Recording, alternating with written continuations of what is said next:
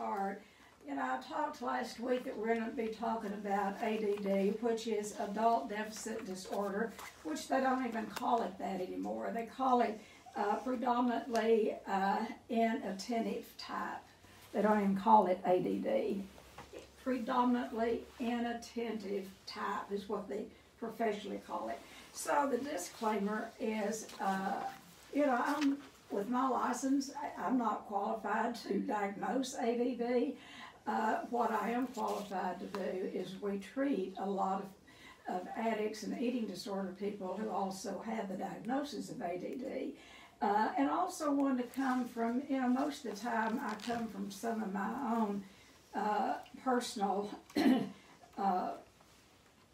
experiences, and so that's really where I'm coming from about ADD, and it's, I don't even want to call it that other name, I'm going to go ahead and call it ADD. It's, and adult deficit disorder is different than ADHD in children. Now, if you've been diagnosed with ADD in your adult life, you had ADD or ADHD as a child. I mean, it comes, I mean, we have it usually all of our life. I mean, that has been the research. Now, in children, there is the hyperactive kind, and, you know, they're the ones I can remember in the 3rd grade. There was a boy named Douglas, and when I think of Douglas, I think of, you know, the teacher spending all of her time on Douglas. Well, we didn't have the diagnosis back then of ADHD, but it's that hyperactive side.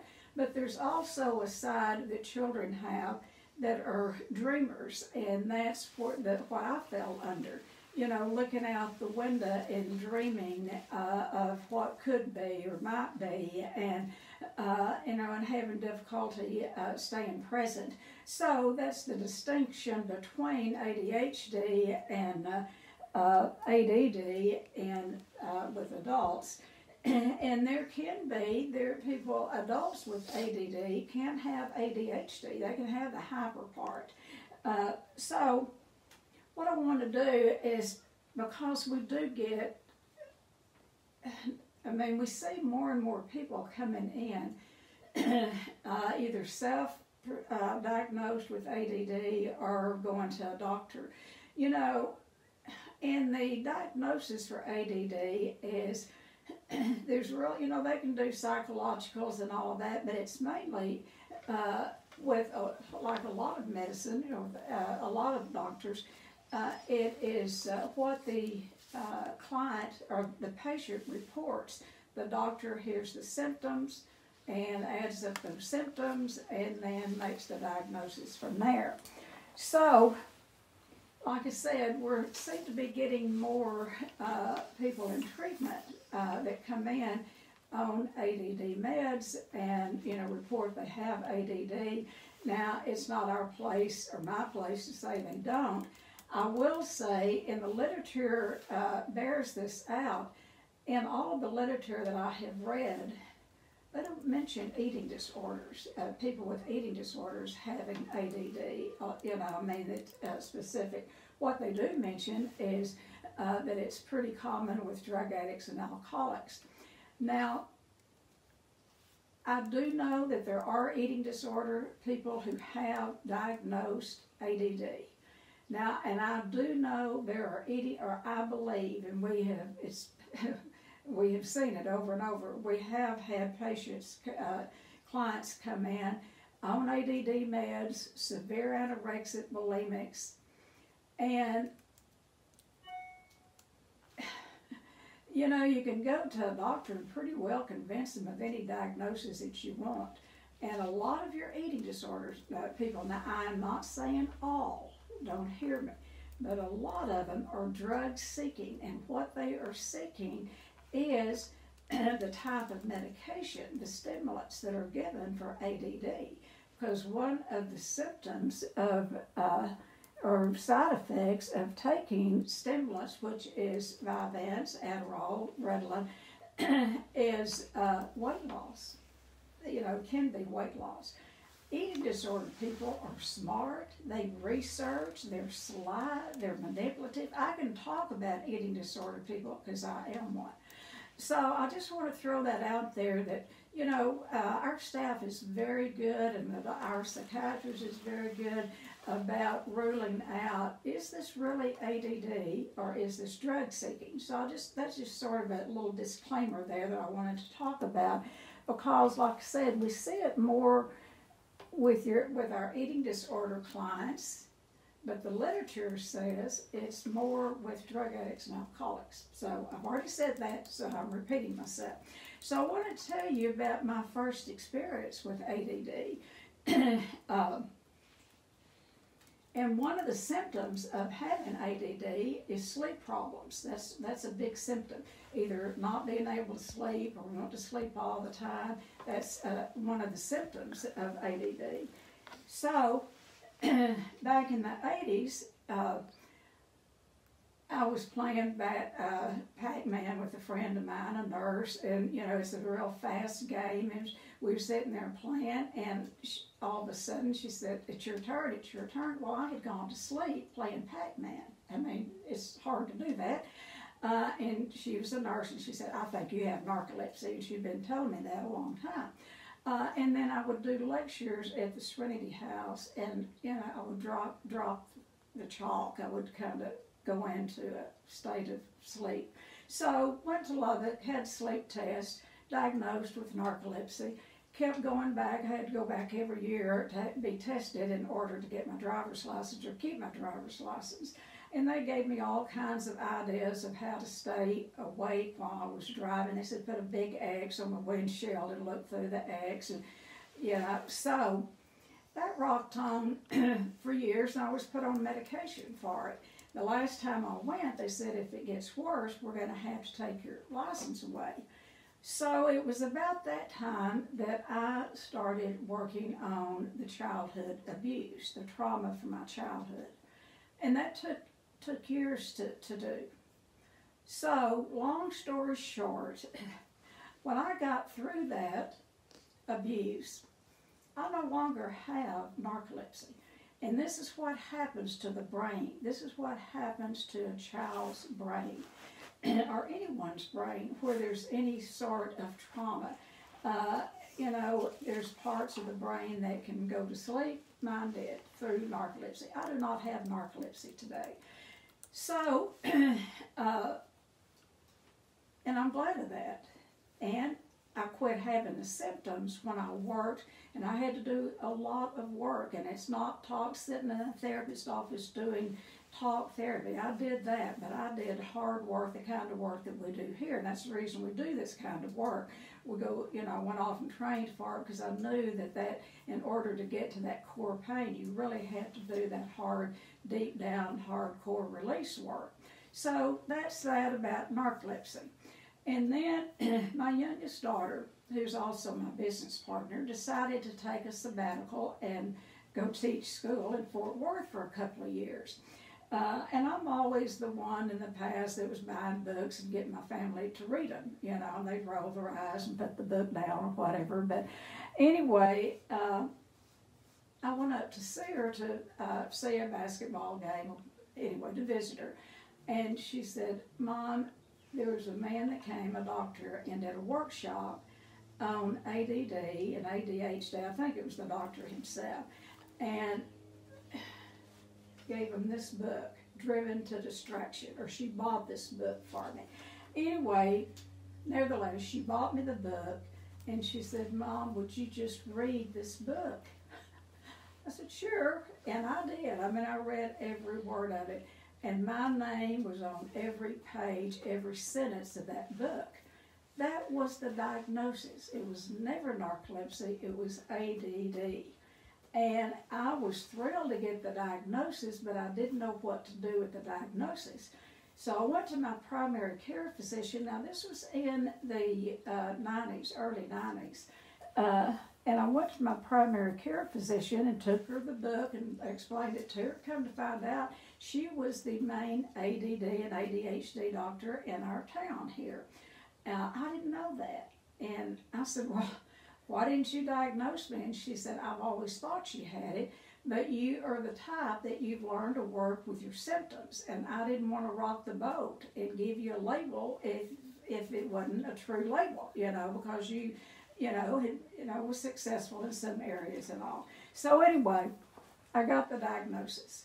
And and it was such a relief to get the diagnosis, because for years I thought there was a part of me that was crazy, because I would act crazy in a lot of ways.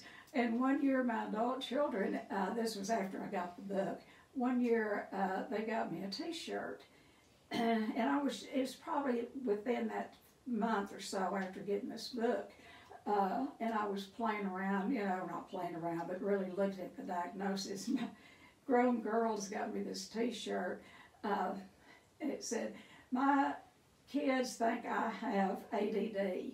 I don't think so. Oh, there goes a chicken. Now that explains ADD.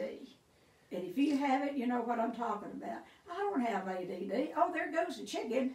And not like that. You're off and running, and that is how quick someone with ADD, how their attention can shoo like that. And if you're not careful, it'll zoom back, and then zoom back another way, and you're sitting there thinking, oh my God, you can't, it's hard to keep up with an ADD person, and really, when they have had no treatment.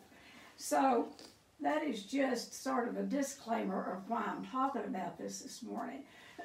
Because like I said, in the treatment center, we get eating disorder, particularly your eating disorder clients, coming in claiming ADD. And, some of them, they'll come in with medication and they do not want to miss that medication for anything.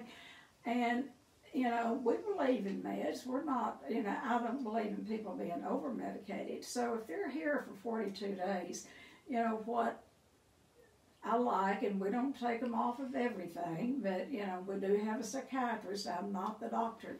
But any kind of stimulant, we like to take them off of it just to see what we have. And then if they are true diagnosed ADD, absolutely.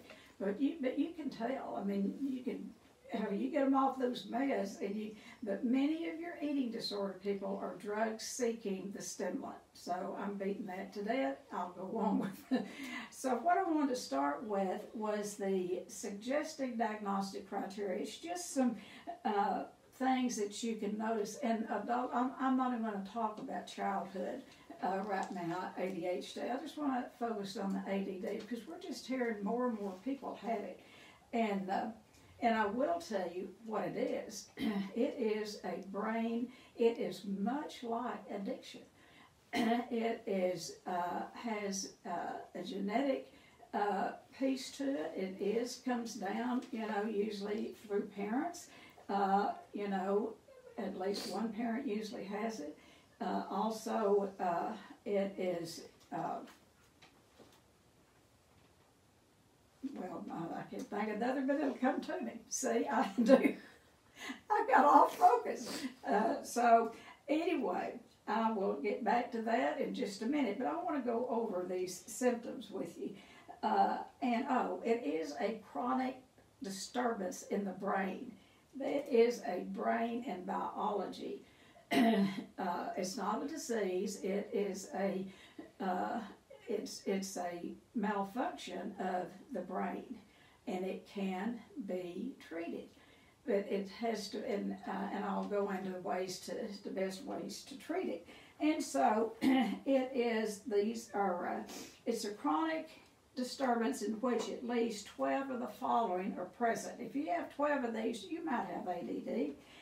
A sense of underachievement. Not meeting one's goals regardless of how much one has accomplished. When you have ADD, you tend to don't work at all or work and never feel like you've accomplished anything. And it's kind of that we talked about the other day about that feeling like a fake and a phony. A lot of your ADD people do, because they don't feel like that they've ever really, they'll do lots of activity, but they don't feel like they've accomplished anything. Okay, difficulty getting organized, absolutely. chronic procrastination or trouble getting started. It's like people with ADD, it's hard to get started on anything, and so we put it off, and usually it's for fear of not knowing how to do something. And then people with ADD will have a lot of projects going on at the same time. Trouble with following through. Now, when you live in a family and you have ADD, you can drive your family members nuts. I know I did. And, you know, my adult children, particularly my daughter that's my business partner and other people that surrounded myself with, in the early days, Christy hated for me to go out of town or have a day off at all, because if I had any time off, I would get to thinking. And when I'd get to thinking, I would get to thinking about what we could do. If I went on a trip, like it's usually talking at a conference or something, well, I would get to thinking, well, we can go back, I can go back and we can do this, and we can do that, and we can do, and I wore my staff out in my daughter because they could never keep up with my ideas. ADD people are idea people, and then they want you to help them carry out their ideas. So, many projects, a tendency to say what comes to mind without necessarily considering the timing or appropriateness of the remark. It's like ADD people will just spout out stuff. It's like we're talking and we can't shut up, you know, when we're in. It's just inappropriate stuff. A frequent search for high stimulation. Always wanting to have something going on. An intolerance to boredom. I always say that boredom is the ultimate of self-centeredness. You know, when we're bored, we're saying, I can't stand to be by myself. And ADD people are like that. They have an intolerance to boredom for themselves and for others. They want everybody up, circling around and being active. Easy distractible. Trouble focusing, attention, tendency to tune out or drift away in the middle of a page or a conversation. Often, you've already seen it this morning, often coupled with an ability to hyper-focus at times. It's all or nothing. But one of the main things with ADD is being easy to distract, to be distracted. And you're off on something else. And trouble focusing. And so this is one of the main symptoms, trouble focusing and staying focused. And I love this one, often creative. These people are usually very intuitive, and I love this, they're highly intelligent. People who have ADD are usually highly intelligent. Yay, I like that. Number 10, trouble going through established channels, following proper procedure. We don't want to take the time to do what other people have to do. We just want to get it done, go to the top, find out, cut in line, whatever. I mean, when you're really into it severely, you can be a very rude person. It appears to be very rude. And it's just hard to follow the rules, you know, it really is. 11, impatient. Low tolerance of frustration. My dad used to say, you're the most impatient child that I have ever seen. I always wanted everything done yesterday. And not so much like that anymore, but I went for years like that. And number 12, impulsive, either verbally or in action, as an impulsive spender of money, changing plans, enacting new schemes or career plans. And, you know, anything that goes along with that, always changing the plans. And I don't like this next one, hot-tempered. I was very hot-tempered for years, had, you know, that rage. And this is symptoms of ADD people. All right, a tendency to worry needlessly, endlessly, a tendency to scan the horizon, looking for something to worry about, alternating with inattention, or disregard for actual dangers. I mean, we'll worry about things that's way in the future, and while we're doing that, we get distracted and run a stop sign. I mean, that's how ADD works. We can't stay in the present sometimes. And so there's a sense of insecurity. mood swings, mood liability, especially when disengaged from a person or project. ADD people have to have something going all the time, either a project or, and they'll make people their projects, anything to keep that busyness going. Physical or cognitive restlessness. ADD people just have that restless feeling. I've got to be doing something. And a tendency toward addictive behavior.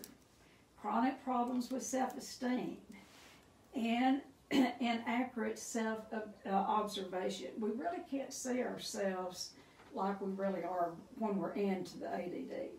And then there's a family history of ADD or manic depressive illness or depression or substance abuse or other disorders of impulse control or mood.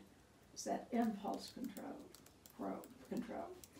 Okay, so that's the signs and symptoms of adult ADD, which is now called predominantly inattentive type.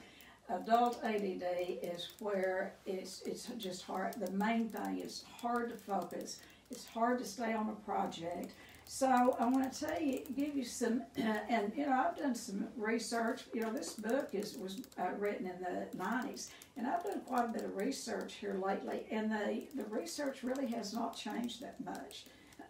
The approach to diagnosing and the how to treat it. So I want to give you some things to look for if you think you might have ADD and how to treat it. The first thing, be sure you have a good diagnosis. If you go into, and I'm not putting docs down. I like them, we need them, all that. But you can go into a primary care physician. And I heard a doc say the other day that they spend maybe at the most, I think he said 64 seconds. In and out. They spend very little time with any patient.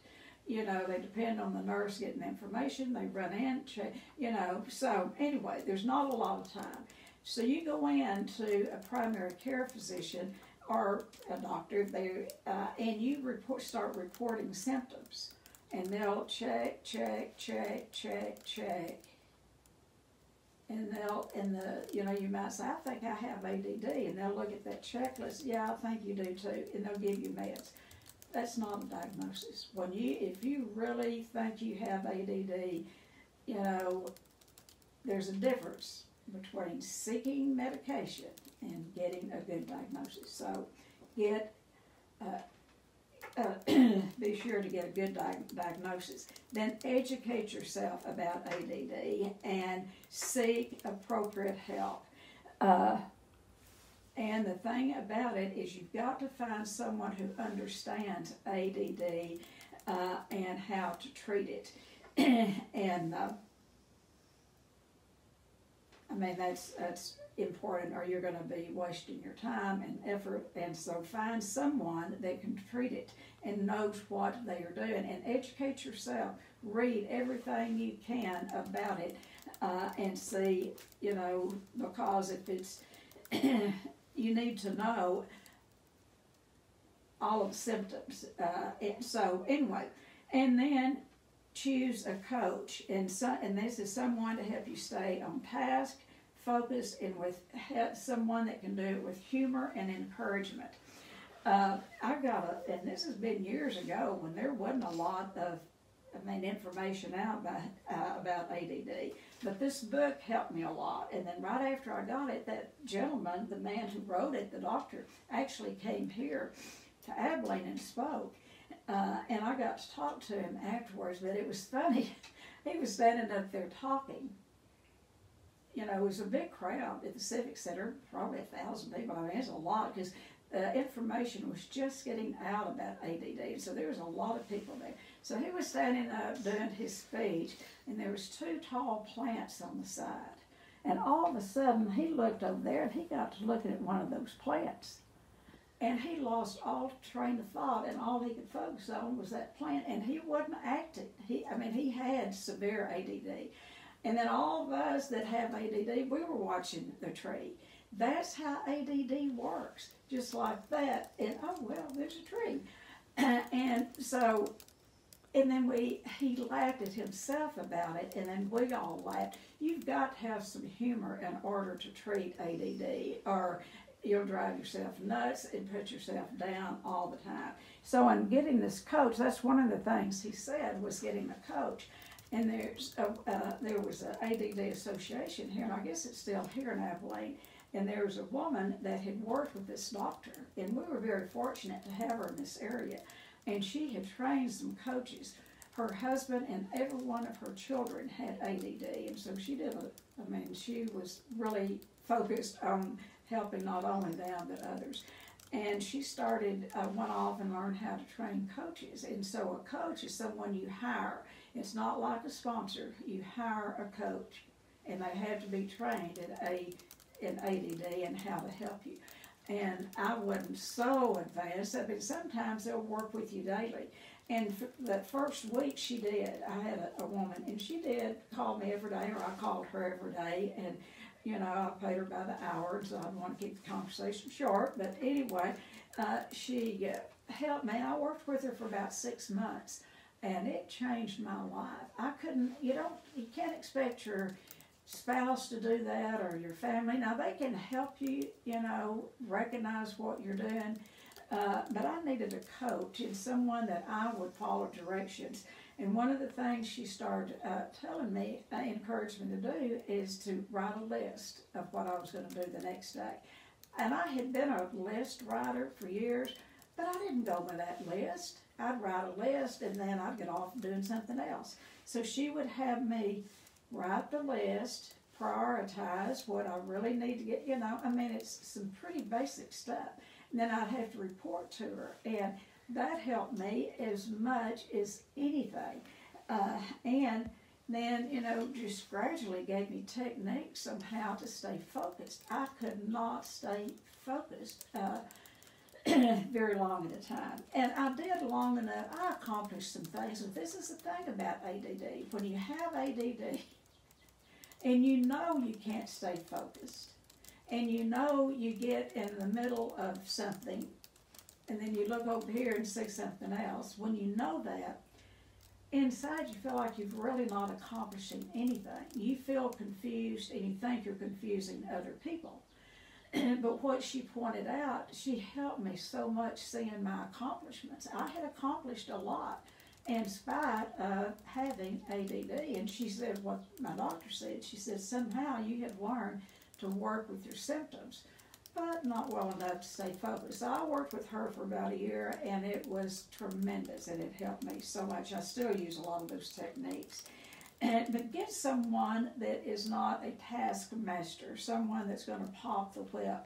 Get someone that is on your side and that is humorous, because you're going to have to learn to laugh at yourself if you have ADD, because you get in social situations that are laughable. And so get someone that has a sense of humor that can help you learn to laugh at yourself or with yourself, and give you some good encouragement. And so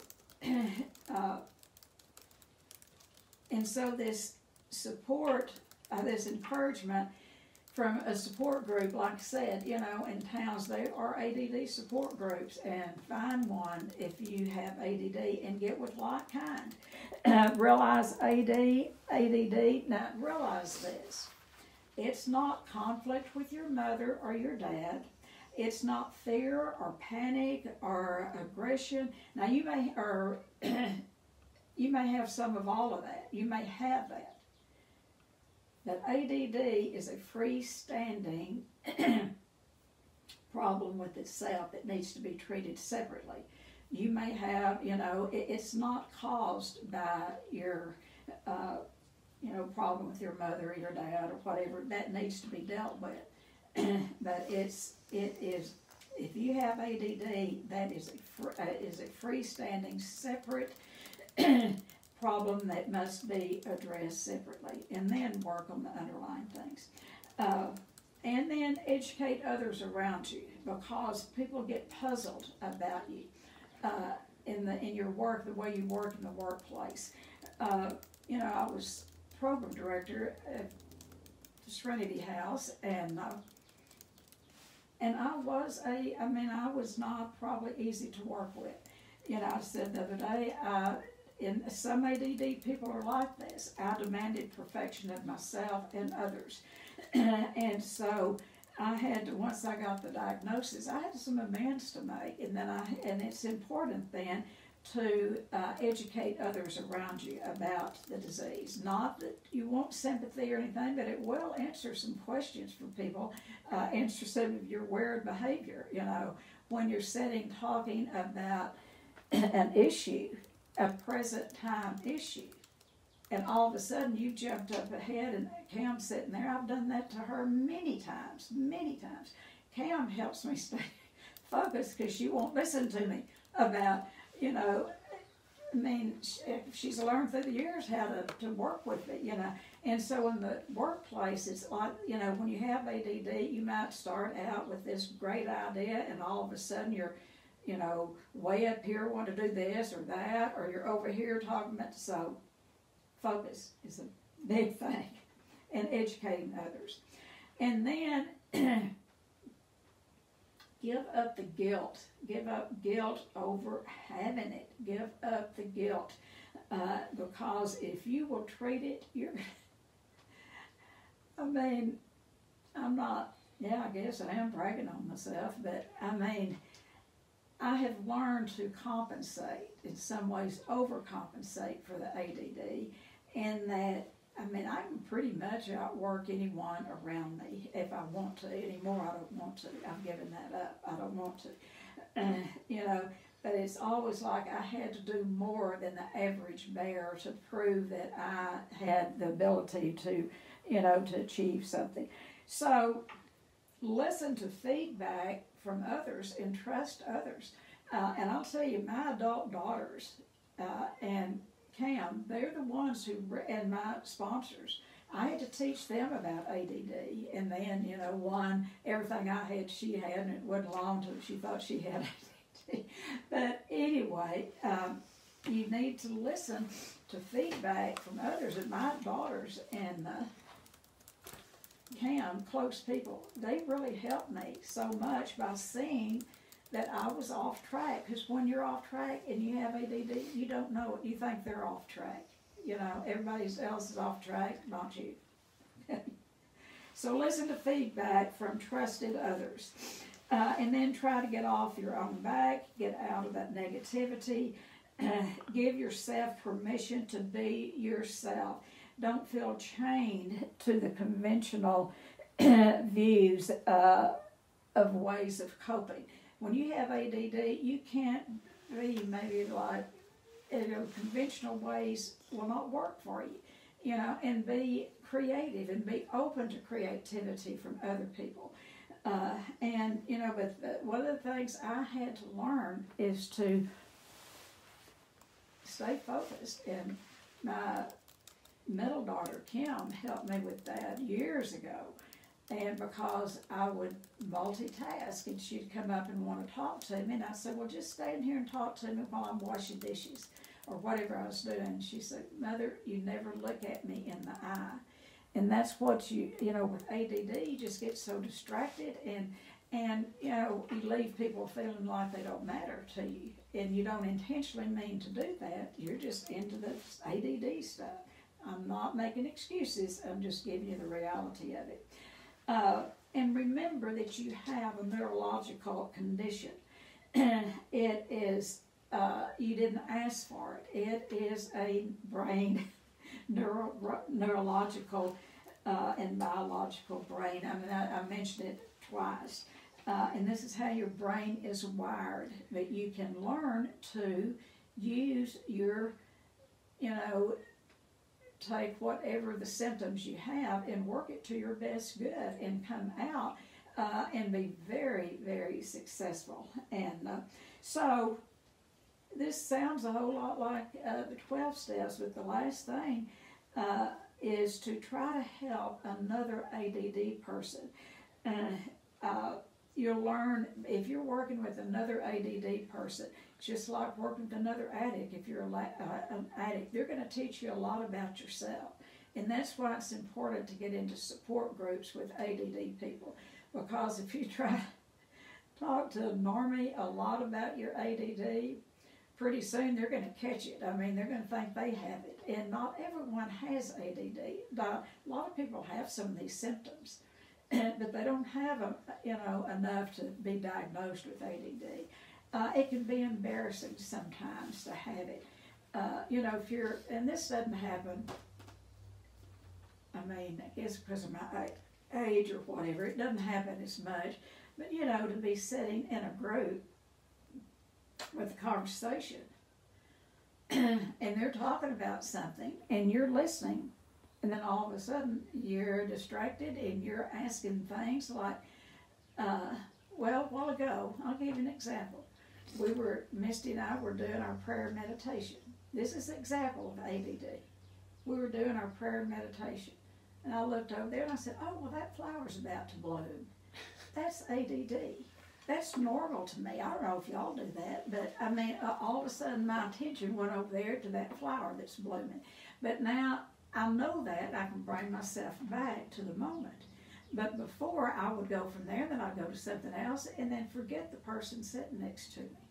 And that's why we can leave people feeling like we don't want to be with them, And so that's just I just touched a little bit on ADD, but the main reason I wanted to bring it up is, like I said, because of the clients that we get, particularly our eating disorder clients, that we really have to have some discernment about the diagnosis. Are they drug seeking in order to get the stimulants, to thinking they're going to lose a little weight, or do they really have ADD? A lot of your college kids, they all want to have ADD, and some of them do. Not all do, but they drugs, and it can be a gateway drug. This is the dangerous part of it, because if you've got, if a kid in college has the brain chemistry of an addict, that chemistry is already there, and they, go and claim ADD and get the diagnosis and get the drug, the stimulant for the doses. If they have that brain chemistry of an addict and they are drug seeking, that can be a gateway drug for lots of serious medication, illegal drugs. And so you have to be careful. Yeah, this is just very careful to make sure that you get a good diagnosis, that you trust the doctor you're going to. If you don't, if he agrees with everything you say, you might want to go to another doctor. You don't go in there and tell him what your diagnosis, or her what your diagnosis is, because docs are busy and they go by symptoms, and you rattle all these symptoms off that you've read out of a book. They'll say, oh, yep, that sounds like ADD to me, and they'll write you a script. By the way, those scripts that they write are federally controlled. They are a controlled substance. And when they say it's a controlled substance, what that means is it's highly addictive. That's why you have to be very careful. One of the ways you can tell if you have ADD, if you take the meds, it won't jack you up and it won't put you down. It just help bring you to baseline. It won't, go way up. It just help you get to baseline, to focus. So let's open it up, because we've got some people on here that know more about this than I think I do. And so if you have any questions, or if you have any comments, and let's share. And I'd like to start with Sarah. Sarah, do you have anything that you would like to add? Sarah? Sarah